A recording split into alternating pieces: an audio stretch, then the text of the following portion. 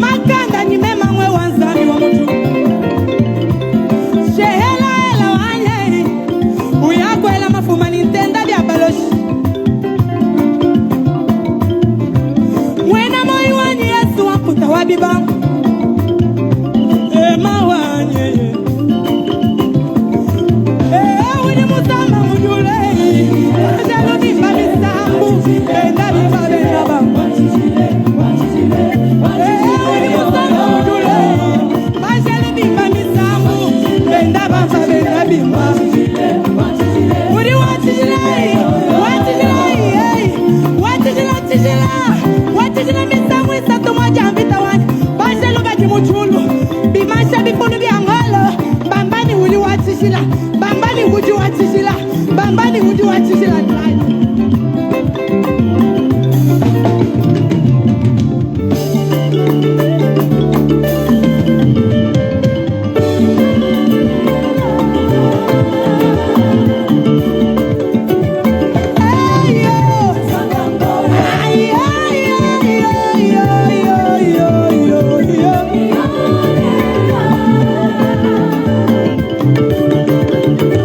Hey, yo,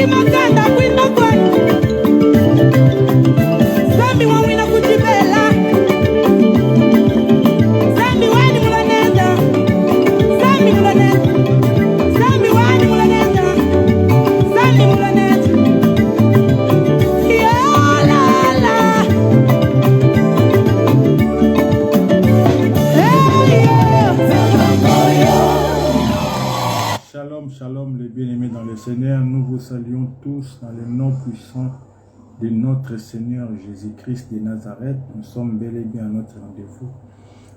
Nous sommes vendredi.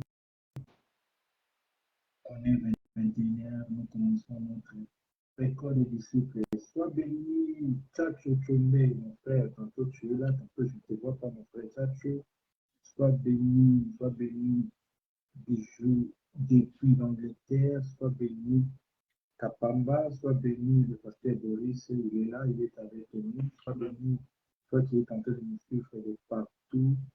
Nous vous saluons, nous puissons de Jésus-Christ de Nazareth. Nous allons commencer notre programme sans plus tarder. Je vais laisser la parole à l'homme de Dieu. Shalom, révérend. Shalom, shalom, pasteur. Sois béni. La journée.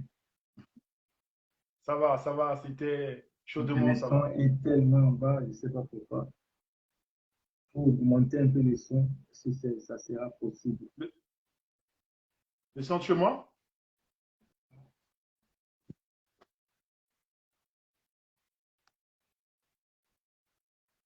Là, je suis à fond, moi. Là, vous m'entendez? Et sans plus tarder, je laisse la parole à l'homme de Dieu de commencer par une courte prière. Et c'est alors nous entamons notre école des disciples de ce soir. Vous avez compris, mes bien-aimés, de l'évangile à la moralité. Aujourd'hui, nous continuons de vous parler de l'évangile. Les gens nous parlent, oh, j'ai le ministère des mariages. Je ne sais pas si ça trouve dans quel verset dans la Bible. Oh, moi, j'ai le ministère des délivrances. Je ne sais pas si ça se trouve dans quel verset dans la Bible. Vous allez voir une femme, un homme elle est tentée de vous parler des positions des lits. Je ne sais pas pourquoi faire aujourd'hui, je ne comprends plus rien là-bas. C'est tellement compliqué aujourd'hui, on ne comprend plus rien. Donc, quelqu'un ouvre la télé avec sa famille, il regarde, il suit, il y a une dame, il y a un papa, il y a un monsieur qui vous parle des positions des lits, on fait comme ça. Moi, j'ai le ministère des mariages, n'importe quoi. Annonçons la bonne nouvelle. Je laisse la parole à l'homme de Dieu. Je laisse la parole à Dieu. Amen. Soyez bénis, soyez bénis. Est-ce qu'on m'entend très bien? On a toujours un petit problème de son. Je ne sais pas si c'est de votre côté. Est-ce que les disciples... Moi, je suis à fond. Écoutez, si vous pouvez nous faire signe. Mon son, il est à fond. Est-ce qu'on m'entend très bien? C'est bon. Super. Ok, shalom bien-aimés, soyez bénis. Que l'Éternel, notre Dieu, nous bénisse. Que Dieu nous fasse grâce ce soir. L'Éternel, nous voulons te bénir, te rendre grâce. Que l'honneur et la gloire te soient rendus. Merci Seigneur pour ce 3e jour de notre programme, initié par ton serviteur Papi. Nous bénissons ton Saint-Nom parce que nous voulons aborder ce thème, la sainte doctrine de notre Jésus-Christ. Nous voulons parler en ton nom, l'Éternel des armées, et loin de nous l'esprit de pouvoir penser que nous connaissons mieux que les autres, loin de nous l'esprit d'orgueil. Seigneur, que ma langue soit déliée et que mon intelligence soit renouvelée ce soir. Je parle en ton nom, l'Éternel, inspire-moi et mets ta parole dans ma bouche. Que ton nom seul soit élevé, que ton nom seul soit au centre et au cœur de tout ce que nous allons dire ce soir. Car nous ne prions pas un autre Dieu que toi et nous évoquons le Saint-Esprit au nom de Jésus-Christ. Nous t'avons ainsi prié. Amen.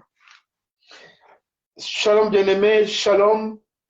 Et tant que vous vous connectez, que Dieu vous bénisse. Nous allons terminer ce soir notre parcours de 3 jours par rapport à ce thème, la sainte doctrine de Jésus-Christ. Nous avons choisi comme sous-thème, où nous avons commencé depuis mercredi, et nous avons parlé de sous-thème de l'évangile à la moralisation. Nous avons essayé un petit peu de toucher quelques points qui concernent la moralisation aujourd'hui par rapport aux prédications du 21e siècle, où nous avons remarqué que l'intérêt prime sur l'intérêt de Dieu, l'intérêt personnel de certains serviteurs de Dieu, prime sur l'intérêt de Dieu lui-même. Donc, beaucoup sont rentrés dans les fausses doctrines qui les poussent à influencer la pensée, à influencer le mode de vie de certains chrétiens et les ont menés à rentrer dans des disputes, dans des discussions inutiles. Raison pour laquelle aujourd'hui l'Église souffre, le corps de Christ souffre par manque de savoir, par manque de connaissances. Beaucoup de chrétiens sont reculés, sont perdus. Beaucoup de chrétiens ont décidé de rester à la maison parce qu'ils ils ne se retrouvent plus dans la doctrine qu'on leur présente aujourd'hui, parce qu'il y en a qui sont pour telle pratique, il y en a qui sont contre, il y en a qui sont effectivement intéressés par telle façon de faire des choses et d'autres non. Et on se contredit entre nous aujourd'hui dans le corps des Christ, ce qui fait que beaucoup des enfants de Dieu ont choisi de se mettre en dehors de tout ça. Et nous avons essayé d'apporter en ces 2 jours quelques éléments constitutifs permettant de pouvoir nous éclairer un tout petit peu sur la façon de comprendre la vraie doctrine. Nous avons parlé de l'autonomie spirituelle, c'est-à-dire que nous voulons que les chrétiens puissent avoir cette façon personnelle déjà de mettre en avant leur connaissance, leur façon de connaître la personne de Jésus-Christ. Car une doctrine qui n'est pas basée sur la personne de Jésus-Christ est une fausse doctrine, est une doctrine charnelle, est une doctrine personnelle basée sur des fondements charnels qui poussent le peuple de Dieu à se révolter contre les choses inutiles, où on parle que de guérison, de délivrance, de l'argent, où on ne parle que de culte de personnalité. Aujourd'hui, nous allons commencer par ouvrir une parenthèse où nous allons essayer de prendre quelques temps, de rappeler un petit peu le peuple de Dieu que si aujourd'hui la fausse doctrine est en train de régner au milieu des enfants de Dieu, c'est tout simplement parce qu'il y a ce qu'on appelle le manque d'éthique. L'éthique est très important. On ne peut pas aller profondément dans la pensée en ce qui concerne la vraie doctrine ou bien la fausse doctrine si on ne touche pas un petit mot sur l'éthique. Nous allons commencer ce soir par parler un petit peu de l'éthique, parce que vous savez, l'éthique amène un serviteur de Dieu à bien se tenir, à bien se comporter, à savoir parler, à savoir dire des choses qui rassemblent et non qui divisent, à savoir être conscient moralement dans la manière de véhiculer son message, dans sa manière de se comporter, de s'adresser à un peuple. Il y a dans sa façon de faire, la manière de s'adresser, il y a le savoir-faire et il y a le savoir-vivre. Ce n'est pas parce qu'on est docteur en théologie qu'on peut se permettre de parler à un peuple de Dieu comme si en face de nous, on avait des enfants. Alors, en face de nous, nous avons aussi des chrétiens qui ont étudié, qui connaissent mieux la langue française que nous, qui ont des diplômes, qui ont également des compétences dans certains domaines. Donc, je ne peux pas me permettre de mettre l'éthique de côté. Il faut que nous puissions comprendre. Je suis allé littéralement, dans le dictionnaire, essayer de relever quelques explications en matière d'éthique. Alors, c'est quoi être éthique? Nous interpellons la conscience de ce serviteur de Dieu d'être également spirituel, c'est vrai, mais aussi de tenir compte de savoir-faire et de savoir-vivre.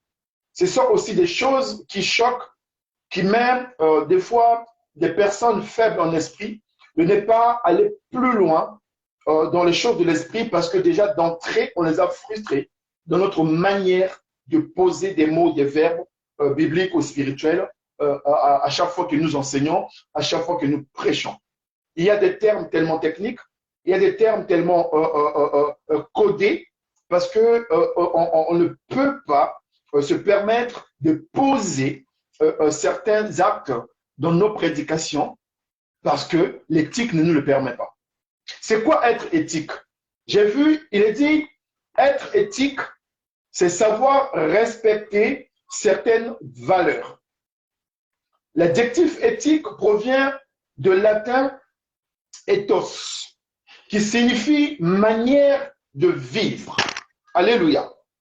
Aussi, quelqu'un qui est éthique va réfléchir davantage, sera plus sensible moralement et fera preuve d'une plus grande ouverture d'esprit, d'une plus grande empathie par rapport aux décisions à prendre.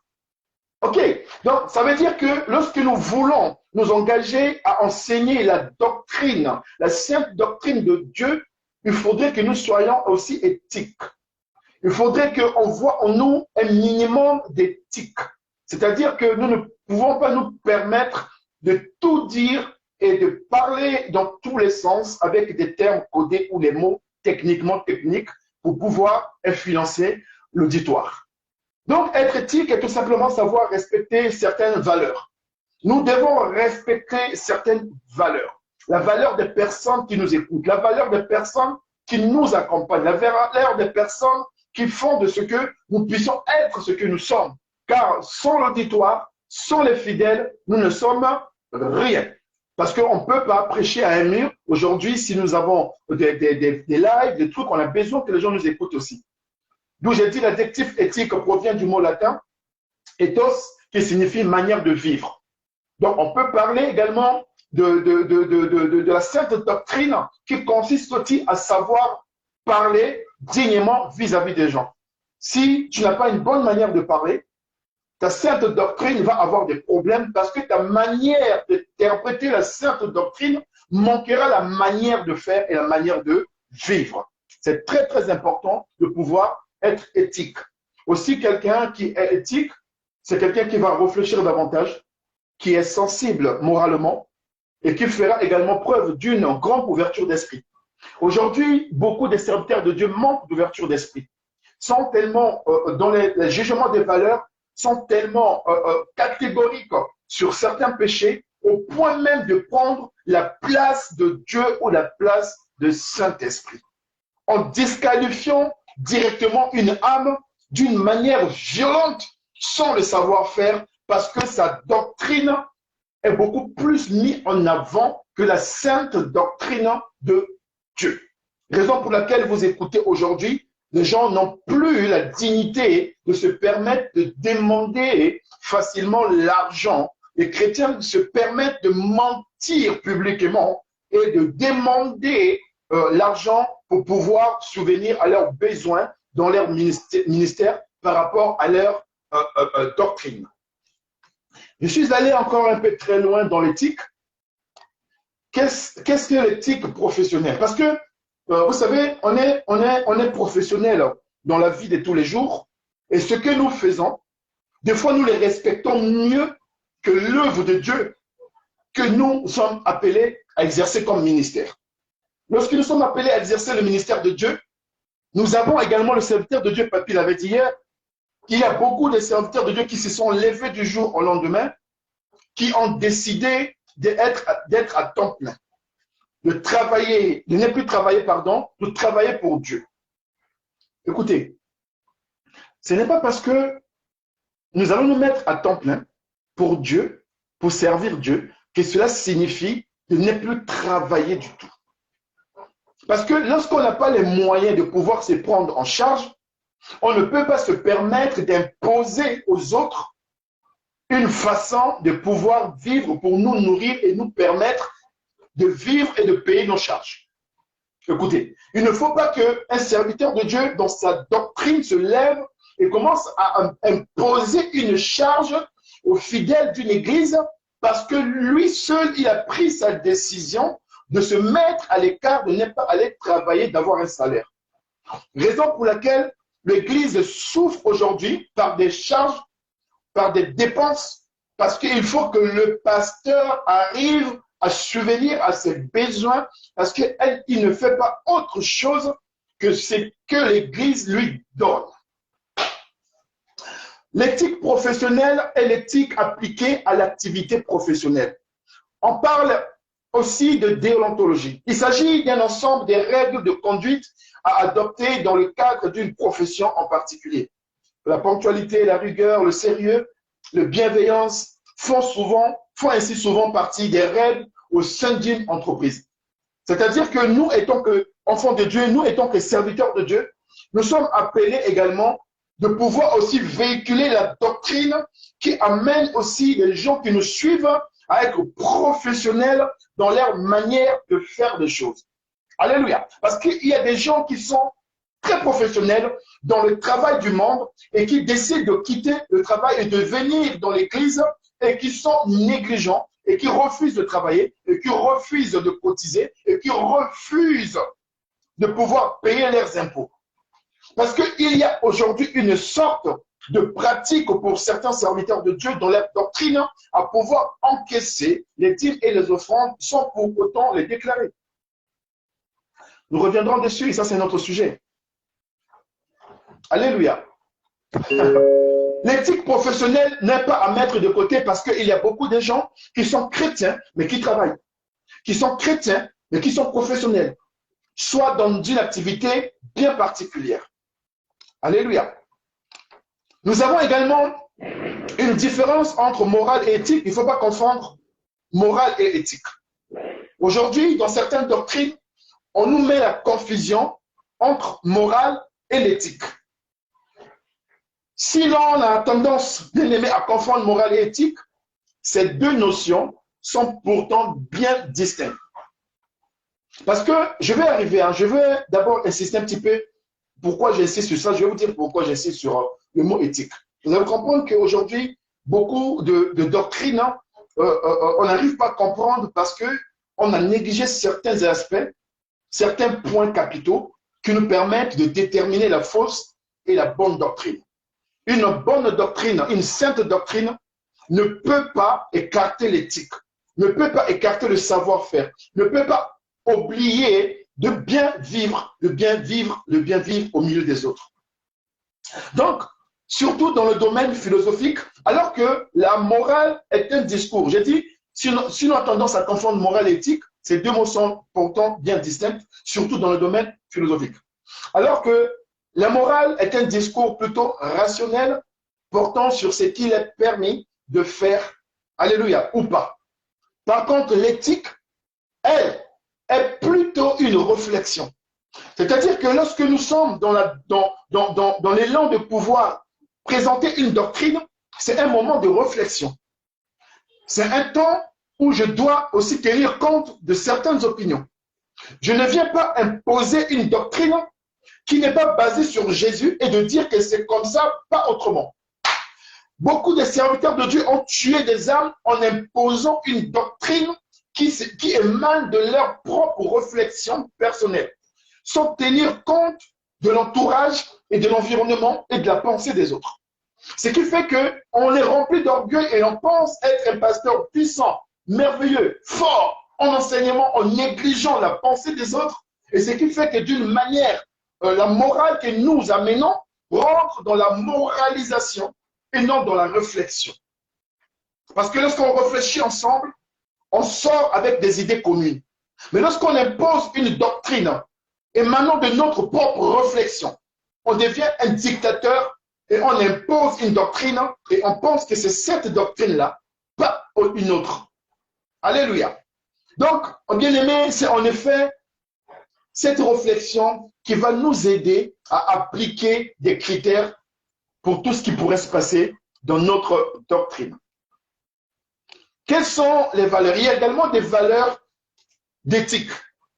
Parmi les valeurs d'éthique citées plus haut, plus souvent, nous retrouvons l'intégrité, mais aussi le désintéressement. On ne peut pas amener une doctrine qui ne s'intéresse pas aux autres. On ne peut pas imposer une doctrine, une sainte doctrine, alléluia, qui n'a pas d'intégrité. Aujourd'hui, il y a certaines doctrines qui manquent d'intégrité, qui manquent de désintéressement. On est obligé de pouvoir monnayer. On est obligé de pouvoir vendre des livres. On est obligé de pouvoir imposer une façon de faire. On est obligé d'imposer au peuple de Dieu l'achat de certains objets pour pouvoir nourrir un ministère qui est contraire à la pensée de Dieu parce qu'on est dans une doctrine de richesse, on est dans une doctrine qui nous amène à croire que la richesse vient qu'à partir du moment où on a invité un grand homme de Dieu qui a réussi, qui a écrit beaucoup de livres, qui a une grande église, qui a des milliers d'églises. Donc celui-là, c'est à lui qu'on doit respecter. C'est lui qu'on doit acheter ses livres. Si tu n'as pas de fidèles, si tu n'es pas connu, tu peux écrire ton livre, personne ne va s'intéresser, on ne va pas y acheter, on va venir prendre à crédit et on ne te paiera pas. Mais un serviteur de Dieu qui vient d'un pays d'Europe, de Canada, des États-Unis, on va vous l'imposer, on va vous demander d'acheter ces livres, on va vous demander d'avoir une sorte d'idolâtrie devant cet homme-là parce que on veut vous faire croire que la doctrine est comme ça, c'est-à-dire qu'il faut honorer ces gens-là qui ont réussi. Il faudrait leur donner de l'argent. Ce qui fait que ces personnes sont dans une certaine valeur d'éthique qui sont contradictoires à la pensée qui nous est donnée par la sainte doctrine de Jésus-Christ, qui nous dit, vous avez reçu gratuitement, donnez gratuitement. Je ne suis pas en train de dire de donner les livres gratuitement. Je ne suis pas en train de dire qu'il n'est pas bon de vendre des livres. Mais il y a une manière dans l'éthique de vendre les livres. Parce qu'un serviteur de Dieu qu'on a invité, qui vient prêcher, qui vient, qui expose ses livres, qui fait son commerce, ça peut devenir dangereux dans la manière de présenter la doctrine. Pourquoi? Parce que la plupart du temps, ces messages vont être orientés vers l'achat de ces documents-là. Il faut acheter, si vous voulez connaître ici, derrière là-bas, il y a ça, il y a quelque chose, et ainsi de suite. Donc, la valeur d'éthique est très importante dans une doctrine. OK? Gloire au Seigneur. Nous allons, lorsque nous lisons le livre de Tite, Tite chapitre 1, versets 1 à 10, Tite, le livre de Tite chapitre 1, à partir du premier verset jusqu'au verset 10. Je vais lire. Quant à toi, dis ce qui correspond à la sainte doctrine. Dis que les veillards doivent être sobres, respectables, réfléchis, solides dans la foi, l'amour et la persévérance. De même, les femmes âgées doivent se comporter comme il convient à des servantes de Dieu. Elles ne doivent pas être médisantes ni esclaves de la boisson, mais enseigner ce qui est bien. Ainsi, elles apprendront aux jeunes femmes à aimer leurs maris et leurs enfants, à se montrer réfléchies et pures, à s'occuper de leur foyer, être pleines de bonté et se soumettre à leur mari afin que la parole de Dieu ne soit pas calomniée.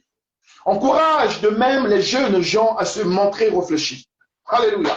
En étant toi-même, à tout point de vue, un modèle de belles œuvres. Dans ton enseignement, fais preuve de pureté, de sérieux et d'intégrité. Que ta parole soit saine et irréprochable, afin que nos opposants soient couverts de honte, n'ayant aucun mal à dire de nous. Encourage les esclaves à se soumettre à leur maître, à leur être agréable en tout, à ne pas les contredire, ni commettre le moindre vol, mais à se montrer toujours digne de confiance afin d'honorer pleinement la doctrine de notre Dieu, notre Sauveur. Alléluia. Il est très important, en lisant ce passage, vous allez lire tout tranquillement, de faire comprendre que nous devons, dans notre sainte doctrine, l'éthique doit prendre la place, les règles de savoir vivre, de savoir faire, de respecter son prochain doit prendre également sa place. Aujourd'hui, on a bafoué le savoir-vivre et le savoir-faire dans certaines doctrines. Il n'y a pas la cohérence en matière de respectabilité de certaines auditoires. On est en train souvent de ne pas respecter les gens parce qu'on leur a imposé une certaine doctrine selon nos propres réflexions, selon nos propres idées, selon nos propres convictions, et on ignore toute opinion qui tourne autour de nous. Ces opinions-là ne sont pas les bienvenues. Pourquoi? Parce qu'on a une doctrine qu'on est en train de soutenir. Alléluia. Bien-aimé, ce qui est conforme à la sainte doctrine, c'est une vie d'amour du prochain. Dieu nous amène à aimer son prochain. Dans l'éthique, il y a une manière de respecter son prochain, de se faire petit, d'écouter les autres, de comprendre les autres, de respecter les autres, de ne pas venir imposer à des personnes de pouvoir quitter leur foyer, de quitter leur famille, de divorcer, d'abandonner la famille, de quitter un certain lieu. Non, on ne peut pas se permettre dans une doctrine que nous communiquons à porter la division, la séparation, si Dieu n'a pas permis cela. Écoutez, la doctrine est quelque chose que nous devons comprendre que c'est tout simplement le résumé de l'enseignement de la parole de Dieu qui tourne autour de la personne de Jésus-Christ. Jésus-Christ n'est jamais venu pour pouvoir mettre tout simplement à la lumière certains défauts dans le but d'exposer la vie de qui que ce soit. Jésus-Christ a été toujours dans la démarche de protection. Même à chaque fois qu'il y avait des délivrances et des guérisons, il protégeait. Il disait à certaines personnes, va, ta foi t'a sauvé. Il n'était pas obligé d'imposer les mains et de questionner. Il n'a pas questionné toutes les personnes qui l'ont rencontré, qui ont été guéries ou délivrées. Toutes les personnes qui ont rencontré Jésus-Christ n'ont pas été questionnées, n'ont pas été exposées publiquement. Il y a des choses que Jésus ne voulait pas que tout le monde puisse savoir. L'éthique ne nous permet pas de pouvoir mettre à la lumière certaines choses ou mettre publiquement certaines vies privées. Minimum de respect dans la manière de poser ou de présenter une doctrine, il faudrait que nous respectons également la dignité de certaines personnes. L'éthique ne me permet pas de pouvoir, dans ma doctrine, d'exposer la vie d'une âme au point de pouvoir emmener même un couple à se séparer, une famille à se diviser. Mais c'est quand nous appliquons la sainte doctrine à notre vie que nous grandissons en respect et en dignité. La sainte doctrine nous impose le respect et la dignité. Je ne peux pas me permettre de venir raconter des choses qui émanent de moi et mettre les noms de Dieu. Les gens n'ont plus le langage personnel, non que le langage Dieu a dit, Dieu va faire, Dieu me montre, Dieu a entendu, Dieu. Les gens n'ont plus leur langage personnel.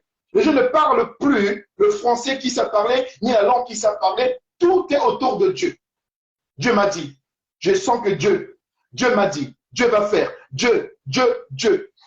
Pourquoi? Parce que les gens pensent qu'aujourd'hui, pour influencer quelqu'un, pour faire taire quelqu'un, il faut mettre le nom de Dieu devant. Parce que les gens respectent tellement Dieu. Quand tu dis que Dieu m'a montré, qu'on va acheter telle chose, comment tu veux que les gens ne puissent pas écouter? Parce que les gens ont tellement peur de Dieu. Les gens respectent tellement Dieu. Les gens ont amené une doctrine qui influence, une doctrine qui secoue même les tripes. Les gens sont en train d'apprendre même de quelle manière je peux influencer la pensée des gens. C'est-à-dire comment je peux amener les gens à avoir peur de ne pas être en dehors de ce que je leur dis, de les captiver leur esprit, de manipuler leur esprit, au point de dire les gens vont s'oublier eux-mêmes, de ne même pas payer leur loyer et d'amener l'argent. Parce que je les ai fait comprendre qu'il y a plus de joie à donner que de recevoir. Donc vous devez donner. Vous devez donner à qui? Donner dans un sens où la doctrine nous amène à avoir une richesse pyramidale.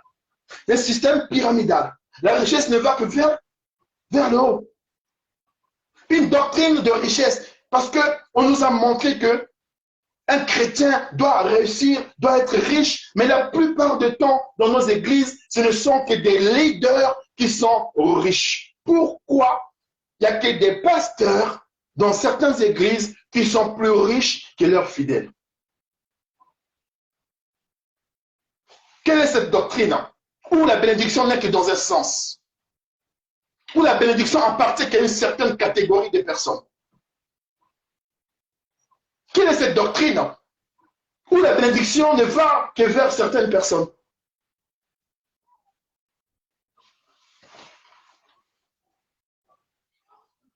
Je bénis le Seigneur, que Dieu puisse nous aider en ce 21e siècle à comprendre certaines choses. Bien-aimés, écoutez, la sainte doctrine de Jésus-Christ doit transformer nos pensées. Lorsqu'on écoute une vraie doctrine, ta pensée est transformée. Lorsque ta pensée n'est pas transformée, pose-toi des questions. Est-ce que la doctrine qu'on t'a présentée, elle est vraie? Ou bien ce n'est pas une secte? Est-ce que tu n'es pas enfermé? On traite les gens de dehors qui sont sectaires. Mais aujourd'hui, beaucoup d'églises se comportent en secte. Parce que les chrétiens sont enfermés entre eux. Ils ont leur doctrine, leur manière de faire, de manger, de s'habiller, de danser, de faire leurs choses, d'acclamer, d'apprécier l'évangile. Ils ont décidé de faire leur monde dans leur doctrine qu'on leur a communiquée. Alors que la doctrine de Dieu doit nous amener à être transformés dans nos pensées. Nous a donné le désir, la soif de la parole de Dieu. Mais aujourd'hui, certaines doctrines ont rendu certains chrétiens sèches. les a séchés, les a volé la force du croyant. Pourquoi? Parce qu'on leur a lavé le cerveau. La sainte doctrine doit nous amener dans l'affection. Aujourd'hui, il n'y a plus d'affection. Il n'y a plus d'affection parce qu'il y a des doctrines qui nous emmènent à rejeter les nôtres, à rejeter nos semblables, à rejeter nos prochains. Or, la sainte doctrine doit faire naître en nous une sorte d'affection. Il n'y a plus d'affection. Tous les coups sont permis entre les chrétiens. On se moque entre nous, les chrétiens, pire que même les gens du monde.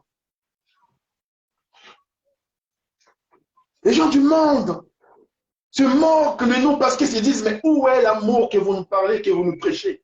Parce que le chrétien se permet de critiquer farouchement, de critiquer violemment son prochain. Parce qu'on lui a donné une doctrine de jugement, une doctrine de sainteté supérieure, une doctrine de zèle, excès, plus. La doctrine de Dieu, la doctrine sainte, la sainte doctrine basée sur Jésus-Christ doit nous donner une autre vision sur le monde. Car le monde aujourd'hui a besoin de la lumière, de la réflexion poussée sur la personne de Jésus-Christ. Mais il y a certaines doctrines qui nous voilent, qui nous ferment les yeux, qui nous empêchent de pouvoir regarder plus loin que le bout de notre nez. Cette doctrine nous a réduits à néant. Cette doctrine nous a rendus pauvres parce qu'on nous a fait comprendre. Il y a des doctrines aujourd'hui qui ont tué des âmes. Il y a des doctrines aujourd'hui qui ont enfermé des âmes, qui ont enfermé des chrétiens. Oh, bien-aimés, il y a des doctrines aujourd'hui qui ne sont pas différentes des sectes. Parce qu'on parle de sang, on fait vomir le sang, on parle de serpents, on parle des choses qu'on ne comprend pas comme l'homme de Dieu avait dit hier. Il y a des termes que moi je suis allé chercher dans la Bible, mais il faut faire des recherches pour savoir les noms de dinosaures, je ne comprends pas quel est le sens de cette doctrine qui nous est enseignée aujourd'hui. On nous parle de serpents, de sirènes, de mamiwata, l'esprit des eaux, l'esprit de quoi? On tourne qu'autour de ça. Mais entre-temps, les chrétiens ont des problèmes pour payer leurs factures. Les chrétiens ont des problèmes, sont surendettés. On a des difficultés dans nos maisonnées. On ne s'en sort pas. Mais on nous parle nuit et jour des délivrances et des guérisons. Est-ce que quelqu'un qui est guéri, qui est délivré, est-ce qu'il doit rester, si quelqu'un qui est délivré, qui est guéri, reste pauvre, est-ce qu'on l'a réellement délivré? Est-ce qu'on l'a réellement guéri? Mais il y a certaines doctrines qui nous enferment dans un cercle qu'on aujourd'hui nous a fait comprendre. Donne ta dîme. Tu ne réussis pas parce que tu n'as pas donné ta dîme. Tu ne réussis pas parce que tu n'as pas donné ceci. Tu ne réussis pas parce que tu as volé Dieu. Tu ne réussis pas parce que tu as fait ceci. On va voir ça un peu plus loin. La sainte doctrine doit nous amener à voir notre manière d'agir et de réagir. La sainte doctrine doit nous permettre de savoir agir et réagir.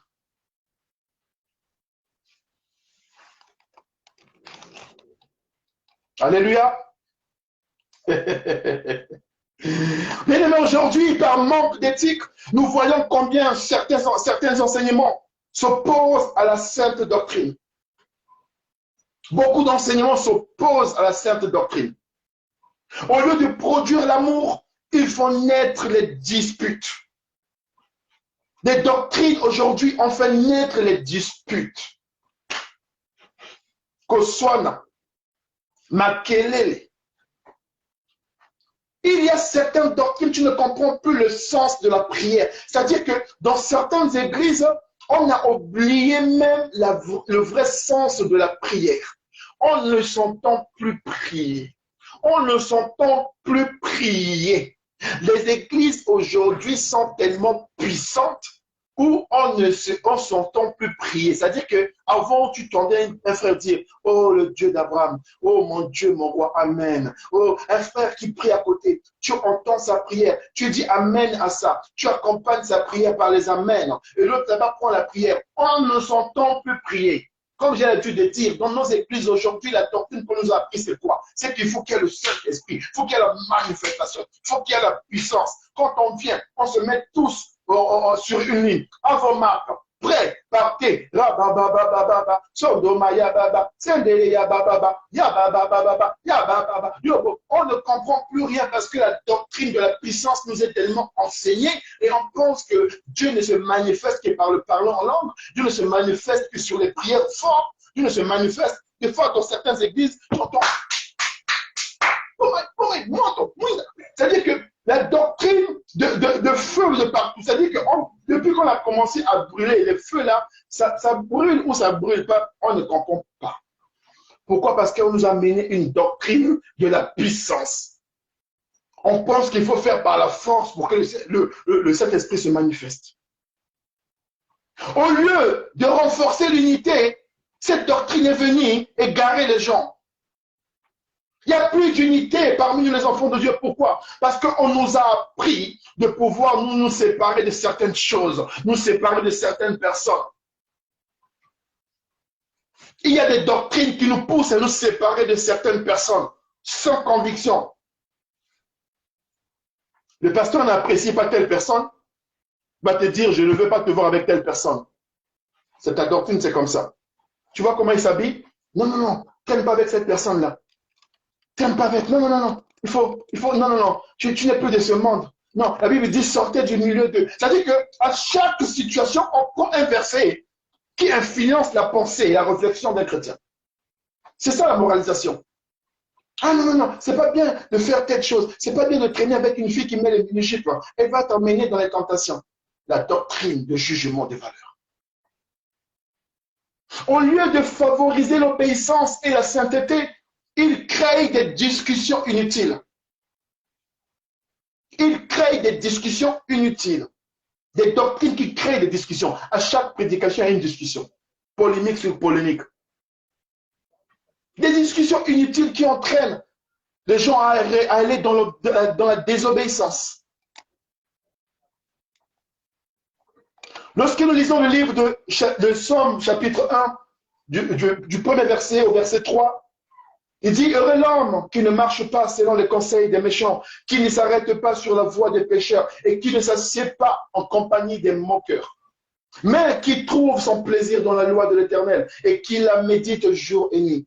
Il est comme un arbre planté près des courants d'eau, qui donne son fruit en sa saison et dont les feuillages ne fleurissent point. Tout ce qu'il fait, lui, réussit.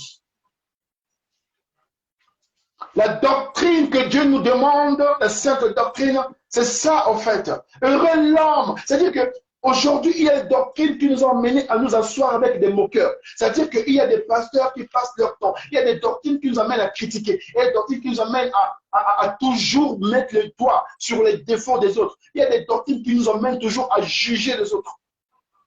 Jamais à compatir. Il n'y a plus de compassion. Il n'y a plus d'affection. Pourquoi? Parce qu'il y a certaines doctrines qu'on nous a mis dans la tête ne nous permettent pas d'avoir de l'affection pour les autres. Un petit truc comme ça. Moi. La doctrine de moi. La doctrine de moi là. Moi je n'aime pas. Moi je ne peux pas. Moi je suis comme si. La doctrine de je va te tuer. Nous voulons la doctrine de nous. La doctrine qui nous fait du bien. La doctrine qui nous réunit. La doctrine qui nous met ensemble. La doctrine qui nous amène à nous soutenir les uns les autres. La doctrine qui nous amène à nous arrêter quand un de nous est tombé. La doctrine qui nous amène à protéger les nôtres. La doctrine qui nous amène à ne pas toujours afficher les défauts des autres. À montrer que nous sommes le mieux, pasteur le mieux, qui n'a jamais commis le péché, qui a toujours réussi son fiançailles, qui nous parle tout le temps de son fiançailles, de son mariage, de sa riche, de son entreprise, de ses trucs. Mais aucune compassion pour les autres, aucune affection pour les autres, aucune considération pour les autres. Josué, chapitre 1, verset 7 à 9, vous connaissez ce passage, il dit, fortifie-toi seulement et aie bon courage, en agissant fidèlement selon toute la loi que Moïse, mon serviteur, t'a prescrite. Ne t'en détourne ni à droite ni à gauche afin de réussir dans tout ce que tu entreprendras.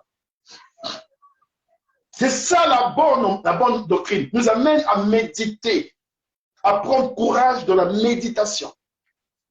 Que ce livre de la loi ne s'éloigne point de ta bouche. La Bible ne nous a pas dit que ce livre de ce docteur ne s'éloigne pas de ta bouche, mais que le livre de la loi que Dieu nous a donné, qui est la sainte doctrine, ne s'éloigne pas de notre bouche. Il y a une grande richesse dans la sainte doctrine que Dieu nous a léguée, que Dieu nous a donnée. Qu'un homme ne peut pas venir nous influencer pour cela. Ah,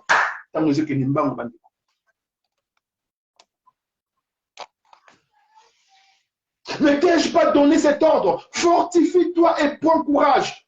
Oh, lève-toi, femme qui m'entend ce soir. Lève-toi, homme qui m'entend ce soir. Ne laisse aucune doctrine t'empêcher de croire au potentiel qui est en toi.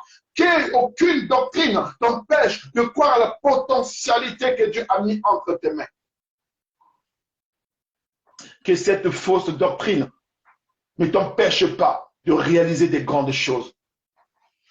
Le bonheur n'appartient pas qu'aux autres. Le bonheur n'est pas réservé qu'aux docteurs en théologie ou en quoi. Le bonheur n'est pas réservé qu'aux prophètes de consultation à 200, 300 euros. Prends tes 200, tes 300 euros là, va donner aux pauvres. Tu as fait une bonne œuvre qu'il va manger. Que d'enrichir ceux qui veulent appliquer la mauvaise doctrine pour influencer la pensée des autres et tirer profit derrière.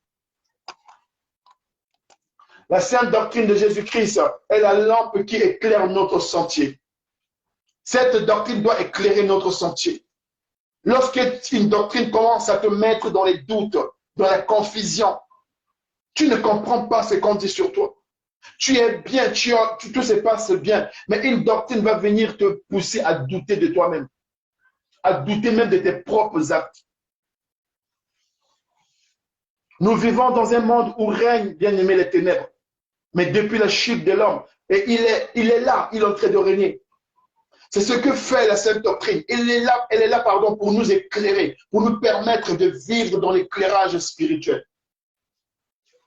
Et c'est Christ, cette lampe, qui est prêchée dans la sainte doctrine. Ce n'est pas un homme qui peut éclairer ta vie. Un homme peut libérer une parole. Mais c'est Christ qui est la lumière de ce monde qui règne en nous. Car quand je vis, ce n'est plus moi qui vis, mais c'est Christ qui est la lumière qui règne en moi. La sainte doctrine doit t'amener à être une lumière qui brille. Oh, brille comme un flambeau dans ce monde. Porte la parole de vie dans ce monde corrompu. Ne laisse aucune doctrine t'influencer dans ta manière de croire à la lumière de Jésus-Christ de Nazareth, qui est prêché dans sa sainte doctrine.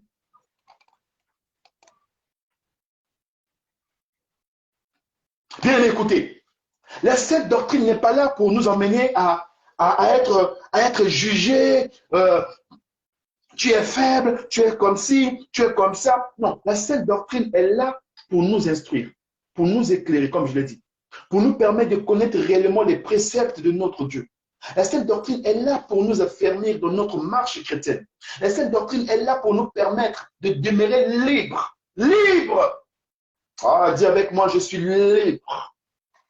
Je suis libre. Il n'y a aucune condamnation. Il n'y a plus d'aucune condamnation pour tous ceux qui sont en Jésus-Christ. Qu'aucune doctrine vienne t'influencer sur ta liberté en Jésus-Christ. Et je proclame haut et fort qu'aucun homme n'a le droit de m'empêcher de vivre ma liberté en Jésus-Christ. Car la sainte doctrine m'a affranchi, m'a permis d'être réellement libre. Je ne vis pas. Si je vis, ce n'est plus moi qui vis, c'est Christ qui vit en moi. Le monde n'est plus là pour m'influencer. Ni l'Église, ni n'importe quel prophète de la nation, le prophète de quelle nation, je ne sais pas. Je ne suis pas là pour subir la pensée, la réflexion malsaine de certaines doctrines qui m'empêchent de croire à la potentialité que Dieu a mis en moi. Car je sais que la sainte doctrine de Dieu m'instruit, m'éclaire déjà, me permet de connaître réellement les préceptes de mon Dieu. Je n'ai pas besoin qu'un homme m'influence pour ça. Je sais que la sainte doctrine de Dieu a fermé mes pas dans ma marche avec Dieu. Je sais que cette doctrine m'a permis de pouvoir être libre. Mais qu'est-ce qu'un homme peut encore pouvoir venir m'influencer? Fais pas plus, je peux continuer encore un peu? Vas-y. Amen. Lisons le livre de Somme, chapitre 119, à partir du verset 129 au verset 134. Ce que je viens de dire, que la sainte doctrine est là pour nous instruire, elle est là pour nous éclairer, elle est là pour nous permettre de connaître réellement la pensée de Dieu, les préceptes de Dieu. Lorsque nous lisons le livre de Somme 119 à partir du verset 129 à 134. Il dit, tes instructions sont admirables, c'est pourquoi je les garde. La révélation de tes paroles est claire. Alléluia. La révélation des paroles de la sainte doctrine de Jésus-Christ éclaire ma vie. Elle donne de l'intelligence à ceux qui manquent d'expérience. J'ouvre la bouche et je soupire, car j'ai soif de tes commandements. Tourne-toi vers moi et fais-moi grâce, comme tu le fais pour ceux qui aiment ton nom. Affermis mes pas dans ta parole et ne laisse aucun mal dominer sur moi. Libère-moi de l'oppression des hommes afin que je garde tes décrets.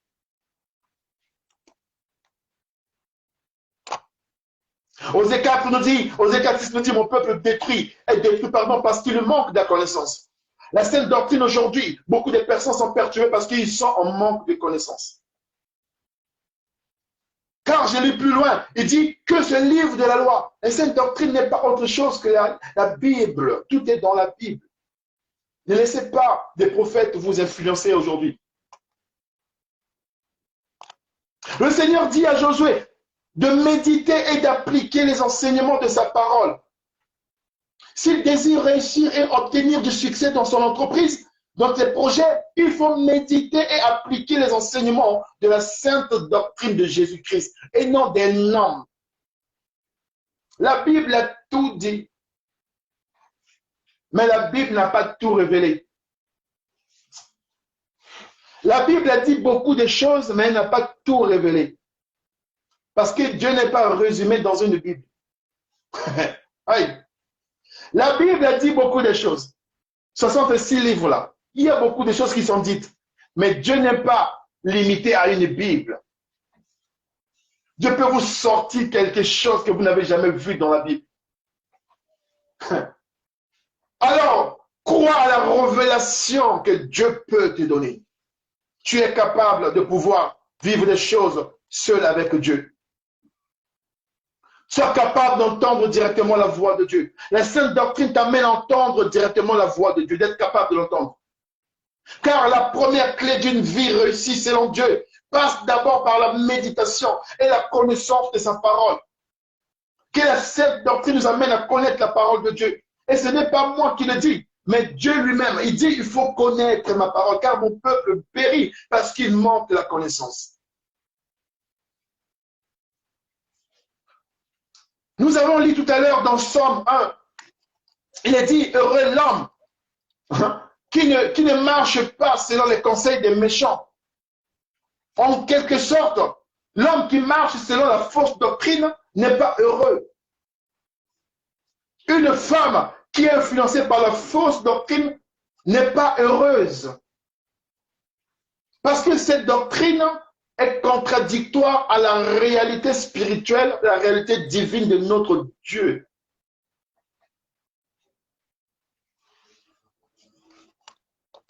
Car lorsque la sainte doctrine est enseignée avec amour, sans intérêt personnel, nous accédons au principe de Dieu et nous voyons ses promesses se réaliser. Alléluia. Rappelons-nous que la sainte doctrine n'est pas juste une simple série télévisée où il y a des épisodes, où nous regardons les séries télévisées. La sainte doctrine n'est pas une série dans laquelle nous jouons. Et c'est ce qui se passe aujourd'hui. Beaucoup de serviteurs de Dieu se sont accablés de la sainte doctrine de Dieu comme une série qu'eux ils jouent dedans. Ils se donnent des rôles. Ils prennent même la place de Dieu. Ils se permettent de dire les choses au nom de Dieu, alors que Dieu ne leur a pas donné l'autorisation de le dire. Ils se sont construits une doctrine dans laquelle ils jouent leur propre rôle. Il n'y a plus le rôle de Jésus-Christ dans les doctrines que nous écoutons aujourd'hui. Parce que les gens se permettent de se lever et dire, je vois, je te bénis, je te délivre, reçois, je te donne. Tu me donnes quoi? Pourquoi tu n'as pas donné à ta famille? Pourquoi il y a encore des handicapés dans ta propre famille? Pourquoi il y a encore des pauvres, des possédés dans ta propre famille? Pourquoi toute ta famille n'est pas sauvée? Pourquoi ne te préoccupe pas d'abord de ta propre famille? Toi qui as le temps de donner. Toi qui penses que c'est toi qui donnes la richesse, c'est toi qui donnes la guérison, c'est toi qui révèles les choses, c'est toi qui dis les choses sur la vie des autres. Pourquoi tu ne le fais pas pour ta propre famille?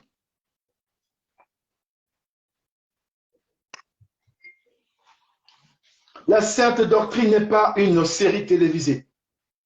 Aujourd'hui, nous vivons le temps où les acteurs de ces doctrines-là jouent leur propre rôle. Emmenez-moi ceci. Emmenez-moi telle personne. Emmenez-moi ceci. Je vais faire pousser ses pieds. Ah! Toi, tu peux pousser les pieds de quelqu'un. Je vois telle chose. Je décide. J'ordonne. Au nom de qui? Il n'y a même pas le nom de Jésus-Christ. Il y a des choses qui se font devant nous, où on sait très bien que ce n'est pas biblique, mais on est là comme des... Je ne comprends pas. À courir derrière ces doctrines-là, qui enseignent les mensonges, qui enseignent des activités sectaires, qui se cachent derrière Dieu pour faire leur business. En critiquant Papy et Boris, en critiquant nous. Nous sommes les petits pasteurs. Ce n'est pas un problème. Je préfère encore au jour d'aujourd'hui être un petit pasteur, avoir ma fierté, que d'être celui-là qui se passe pour un mendiant en poussant les gens à me faire vivre. J'ai mon petit smicard qui me fait vivre dignement. Je n'ai pas besoin qu'on puisse au jour d'aujourd'hui venir me donner de l'argent parce que j'ai prophétisé, parce que j'ai fait les œuvres, parce que j'ai guéri, parce que je vis dans un enveloppe de ça. Il faut avoir un minimum de dignité. Il faut avoir un minimum de dignité, d'être propre dans sa manière de pouvoir servir Dieu en sachant bien sûr que j'ai eu ce que je mérite. La doctrine ne me permet pas de pouvoir vivre que de l'argent des autres, imposer la charge aux autres. Comment on peut ne pas avoir cette dignité de se dire que l'argent de certains foyers qui me font vivre, et je voyage dans les premières classes, et je fais des choses, et je suis là, c'est normal. Il n'y a que moi qui voyage, il n'y a que moi qui fais des choses, et même pas les autres. Quelle est cette doctrine-là qui ne permet que à une certaine catégorie de personnes d'avancer?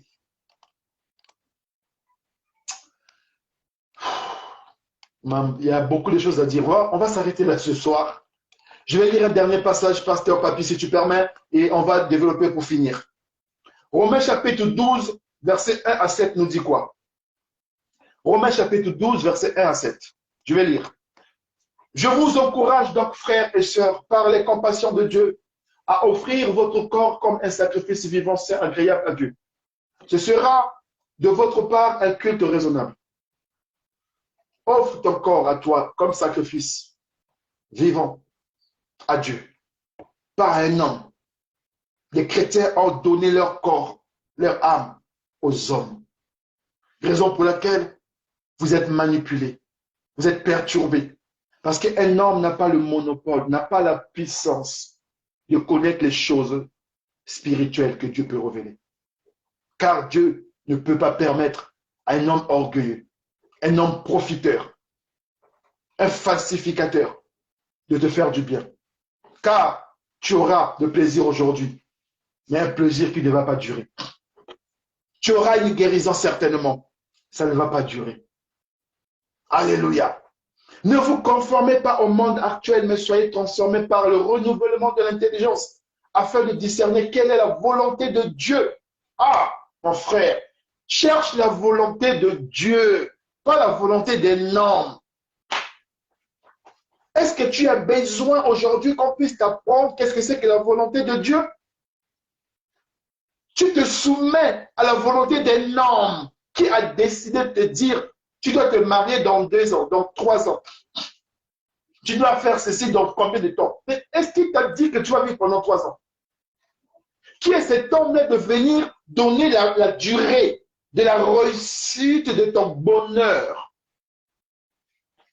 Pourquoi toi-même tu ne demandes pas à Dieu, mais Dieu, comment je peux attendre 3 ans? Mais qui te dit que tu vivras pendant 3 ans? Ne vous conformez pas au monde actuel. Et Dieu au verset 3 dit, par la grâce qui m'a été donnée, je dis à chacun de vous de ne pas avoir une trop haute opinion de lui-même. Aujourd'hui, regardez vous-même l'orgueil qui est dans la vie de certains serviteurs de Dieu. L'orgueil, haute opinion. Je ne mets que les choses de marque. Je ne voyage qu'en première classe. Je ne fais que ceci. Même les micros sont en or. Même la manière qu'on puisse leur tenir les sacs, même la manière même de protocole de certains pasteurs dépasse même les présidents.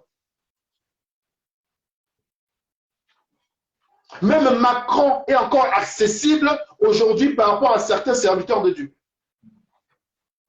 Même Macron, il est encore à l'écoute, il peut encore parler avec toi par rapport à certains serviteurs de Dieu. Mais dans le cas là, avant là, les serviteurs de Dieu étaient accessibles, simples, simples. Il n'y avait pas Dieu m'a dit, il n'y avait pas j'avais vu. Aujourd'hui, tout est Dieu m'a dit. Je savais que tu allais venir, Dieu m'avait dit ça déjà. Ah! Il n'y a plus de langage normal, c'est-à-dire que haute opinion. Ils ne vivent que par leur opinion. Ils ne jurent que par leur opinion. Mais de garder des sentiments modestes, chacun selon la mesure de foi que Dieu lui a donnée. Que Dieu lui a donnée. En effet, de même que nous avons plusieurs membres dans un corps, dans un seul corps, pardon, et que tous les membres n'ont pas la même fonction. De même, nous qui sommes plusieurs, nous formons un seul corps en Christ et nous sommes tous membres les uns des autres, chacun pour sa part. Nous avons des dons différents. Écoutez, nous avons les dons différents.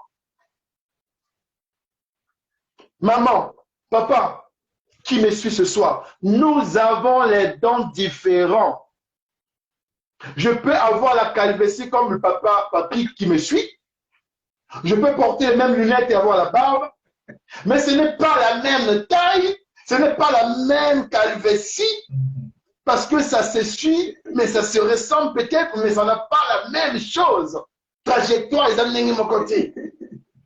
Ils ne sont pas nés peut-être le même jour, mais on n'a pas la même. Alléluia. Nous avons des dons différents selon la grâce qui nous a été accordée. Si quelqu'un a le don de prophétie, mais qu'il exerce en accord avec la foi. Si un autre est appelé à servir, mais qu'il se consacre à son service. Que celui qui enseigne se donne à l'enseignement. Et celui qui a le don d'encourager, à l'encouragement. Que celui qui donne le fasse avec générosité. Celui qui préside avec zèle et que celui qui exerce la bienveillance le fasse avec joie. Que l'amour soit sans hypocrisie. Ayez le mal en horreur, attachez-vous au bien. Ne résumons pas la sainte doctrine de Dieu à un certain don. Aujourd'hui, on dirait qu'on a oublié certains dons. La générosité, le don d'encouragement, il n'y en a plus. On vient, on pose une doctrine, on commence à regarder dans la vie des gens. Les cultes aujourd'hui ne sont que des cultes de personnalité. On dirait qu'on a le rendez-vous avec un examen de conscience. Ceux qui ont échoué, il y a quelques jours passés devant, on va vous sanctionner. Aujourd'hui, on n'appelle plus les gens devant, on leur libère la bénédiction, mais on appelle les gens devant pour commencer à leur montrer du doigt, à expliquer qu'est-ce qu'ils ont fait. Il y en a qui sont encore allés très loin de voir comment ça s'est passé, à quel endroit et tout. On t'appelle des fois, on te le dit. Culte de personnalité. Aucun homme n'a le droit. Ah, je vais m'arrêter là. Mais je vais te dire une chose. Qui t'a dit que tu es nu? Qui t'a dit? Comment pourriez-vous faire preuve d'assurance si la doctrine du 21e siècle ne cesse de vous répéter que vous êtes médiocre et que vous n'arriverez jamais à réussir dans quoi que ce soit? Quelqu'un a dit, après avoir mangé du fruit défendu, Adam et Ève sont allés se cacher. Qui t'a dit que tu ne réussirais pas? Qui t'a dit que tu es médiocre? Qui t'a dit que tu ne pourrais pas? Pourquoi on te le dit? Quelle est cette doctrine qui arrive à te réduire à néant? Lève-toi et fais face à cette fausse doctrine. Et réclame la seigneurie de Dieu, prêchée par la doctrine basée sur lui-même. Et dis non à toute doctrine qui te condamne alors que tu es libre. Dis non à toute doctrine qui expose ce que tu n'es pas. Tu as le droit de dire non à certaines choses désormais. Tu as le droit de fermer tes oreilles, de ne plus écouter ni entendre certaines doctrines qui te poussent dans la confusion totale. Que Dieu t'aide à comprendre que tu n'es pas nu. Que personne ne te fasse croire que tu es médiocre. Qu'aucune doctrine ne te réduit à rien. Au nom de Jésus-Christ, et je me lève par la puissance de la croix, la victoire qui nous a été donnée. Et je proclame haut et fort qu'aucune doctrine, une fausse doctrine, n'a une influence sur moi. Et je crois à la seigneurie de Dieu, qu'avec vous, nous qui sommes négligés, nous qui sommes abandonnés, lorsque nous nous réunissons, nous levons les mains au ciel, la Bible dit que Dieu est capable de regarder même dans la noire la plus totale, ce qui brille, que personne n'a vu. Et nous croyons que Dieu est capable, à ce 21e siècle, de lever des personnes, des pasteurs de minorité, des pasteurs qui sont négligés et abandonnés, de pouvoir révolutionner le monde avec le peu que nous avons. Nous n'avons pas de grandes salles, nous n'avons pas de multitudes de personnes, mais nous savons qu'une seule chose, ce que nous sémons aujourd'hui portera fruit un jour. Un jour, un homme dira, j'avais entendu ta prière, j'avais entendu ta prédication. Cela m'a poussé à pouvoir me réveiller. Et je proclame la seigneurie de Dieu dans ta vie pour que tu puisses comprendre une seule chose. Aucune doctrine au séjour de ce 21e siècle peut t'empêcher de croire en toi. Personne ne peut te réduire à rien. Qu'aucune doctrine te fasse croire que tu es médiocre, que tu ne réussirais pas, que tout ce que tu pourrais entreprendre, tant que tu ne passeras pas par cette personne, rien ne marchera. Jésus-Christ est le chemin, la vie et la vérité. Tout ce qui vient en lui ne peut être confus. Que Dieu nous bénisse. Gloire au Seigneur. Amen, amen, amen, l'homme de Dieu. Que Dieu te bénisse abondamment. Tu t'entends pas? Il n'y a personne qui peut dire un mot. On ne t'entend pas, pasteur Papi. Il n'y a que Dieu qui peut dire un mot dans ta vie. J'aime beaucoup ce verset de Galates 6:3 où la Bible nous dit, ah, vous ne m'attendez pas? Ok. Où la Bible nous dit, dans le livre de Galates 6:3, si quelqu'un pense être quelque chose, Je t'entends pas. en réalité, il n'est rien, il s'abuse de lui-même. Je ne sais pas qu'est-ce qu'il y a. Je ne sais pas qu'est-ce qu'il y a. Mais tout va bien. Mais tout va bien chez moi. Tout va bien au nom de Jésus-Christ. Nous sommes à la fin avec le pasteur Boris Ngolombi qui nous a enseigné la parole du Seigneur. Et bien aimé dans le Seigneur, il faut écouter beaucoup plus la parole de Dieu, non pas des hommes. Et j'encourage beaucoup de jeunes serviteurs de Dieu aujourd'hui, même de Dieu, à aller trouver du travail. Cherchez-vous du travail, travaillez. Travaillez aussi dans l'œuvre du Seigneur. Pasteur Papi, on ne t'entend pas. Non. Oh là là, il y a un petit problème. Il y a un petit problème. Je vais t'appeler. Alors, je suis à la fin. Il y a un petit problème. Je vais t'appeler.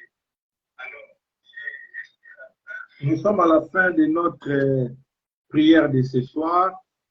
Et je laisse à l'homme de Dieu de prier.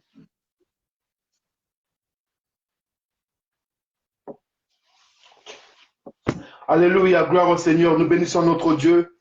Merci beaucoup. Mais dommage parce que Pasteur Papy, on n'a pas entendu, mais on va, comme il me fait signe, on va prier. Mais j'aimerais finir avant de prier. J'aimerais dire deux choses. Il faut que la fausse doctrine qui détruise le peuple de Dieu nous emmène à comprendre quelque chose. Elle va nous permettre de grandir, d'avoir la capacité de réussir. Il faut que la sainte doctrine nous donne la possibilité de sortir de la médiocrité.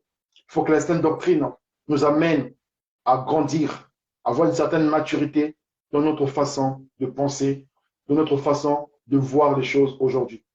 Ne vous minimisez pas. Ne croyez pas qu'il n'y a que les autres qui peuvent prophétiser. Vous pouvez aussi prophétiser sur votre vie. Vous pouvez aussi recevoir des révélations vous concernant. Que Dieu vous ouvre les yeux de voir réellement combien il est à côté de vous. Il est là avec vous, mais vous ne le voyez pas. Parlez avec lui. Ayez la capacité d'entendre directement sa voix. Croyez que quand vous parlez, il vous écoute. Croyez que quand il parle, vous pouvez aussi l'écouter. Alors, que le Seigneur nous aide, que le Seigneur nous ouvre les oreilles, que le Seigneur renouvelle notre intelligence en ce 21e siècle. Père, nous bénissons ton Saint-Nom, que ton nom seul soit élevé et glorifié.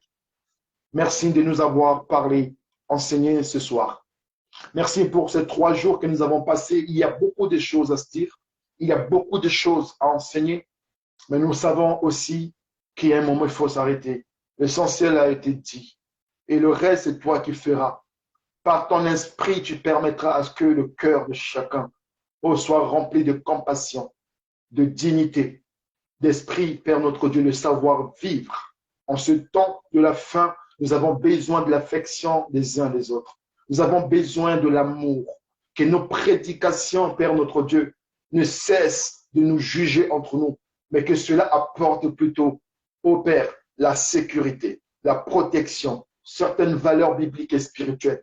Que nous puissions comprendre que Dieu, qui est Dieu, ne nous a pas jugés, nous a aimés tels que nous sommes. Mais qu'est-ce qu'un homme peut se permettre de se lever et de nous juger si tu as déclaré qu'il n'y a plus de condamnation pour nous qui sommes en toi? Qui est cet homme qui peut venir réduire notre vie à la médiocrité? Nous prions et nous refusons toutes paroles qui ont été prononcées par certaines doctrines sur nos vies, Seigneur notre Dieu, qui nous ont portés dans la confusion, qui nous ont emmenés à ne plus croire en notre Seigneur notre Dieu. Appelle, mais Seigneur, nous te prions de nous aider à se lever, Seigneur notre Dieu, pour pouvoir porter le flambeau, de porter la parole de vie en ce 21e siècle. Je bénis chaque famille réunie ce soir. Je bénis ton serviteur, Papy, Père notre Dieu, qui est à l'origine de cette plateforme. Donne-lui la force, sème dans son cœur, dans sa pensée, cette sainte doctrine pour qu'il puisse, Seigneur, être une source de bénédiction pour nous. Père, il y a une richesse qu'il nous a donnée. Il ne nous a certainement pas donné de l'argent. Il ne nous a pas peut-être donné une offrande financière, mais il nous a donné, Seigneur notre Dieu, une opportunité de s'exprimer. Oh Père, même un prisonnier, lorsqu'on lui donne la parole, il est content. Un plus forte raison, nous tes serviteurs, lorsque un autre serviteur nous permet de nous exprimer, cela sous-entend que nous sommes réellement unis dans un esprit de complémentarité pour pouvoir se soutenir, car comme tu l'as dit dans ce passage, chacun de nous a un appel, a un don, a une compétence dans chaque activité. Et si nous associons nos efforts, si nous associons nos compétences, si nous associons nos qualités, nous deviendrons forts et nous irons loin pour la gloire et l'avancement de ton œuvre. Bénis chaque famille, bénis une sœur, bénis un frère qui nous a suivis ce soir. Que l'honneur et la gloire te soient rendus pour la gloire de ton nom. Nous t'avons ainsi prié au nom de Jésus-Christ. Amen. Alléluia. Gloire au Seigneur, gloire au Seigneur. Merci beaucoup. Amen. Que Dieu vous Amen. bénisse. Que Dieu vous bénisse. Amen. Bye bye. Bonne soirée. Shalom, shalom, shalom. Shalom à tout le monde. À bientôt.